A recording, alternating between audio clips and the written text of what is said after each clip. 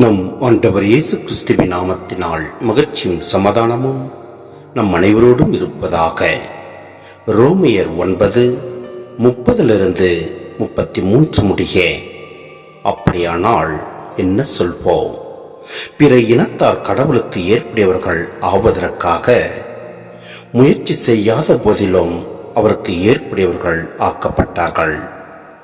அப்படி ஆக்கப்பட்டது அவர்கள் கொண்டிருந்த நம்பிக்கையால் தான். ஆனால் கடவுளுக்கு ஏற்புடையவர்களாகுமாறு இஸ்ரேல் மக்கள் திருச்சட்டத்தை கடைபிடிக்க முயற்சி செய்த போதிலும் அவர்கள் வெற்றி பெறவில்லை. இதன் காரணம் என்ன? அவர்கள் நம்பிக்கையை அடிப்படையாக கொள்ளாமல் செயல்களின் அடிப்படையில் முயற்சி செய்தார்கள். எனவே தடைக்கல்லின் மேல் தடங்கி விழுந்தனர். இதை பற்றியே இதோ தடங்கி விழ செய்யும் கற்பாறையையும் இடர செய்யும் கல்லையும் சீயோனில் வைக்கிறேன், அதன் மேல் நம்பிக்கை கொண்டோர் வெட்கத்திற்குள்ளாக மாட்டார் என்று மறைநூலில் எழுதியுள்ளது.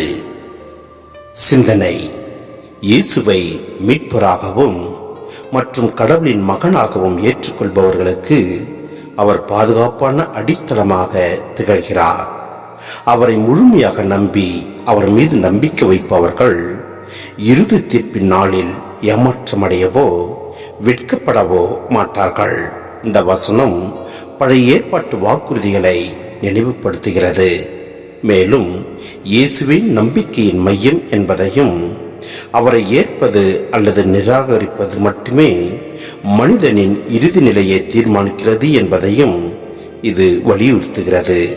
எனவே நம் ஆண்டவர் இயேசு கிறிஸ்துவின் மீது முழு நம்பிக்கை வைத்து செயல்படுவோம். எல்லாம் வல்ல இறைவன் நம்மை நிறைவாய் ஆசீர்வதிப்பார். ஆமென்.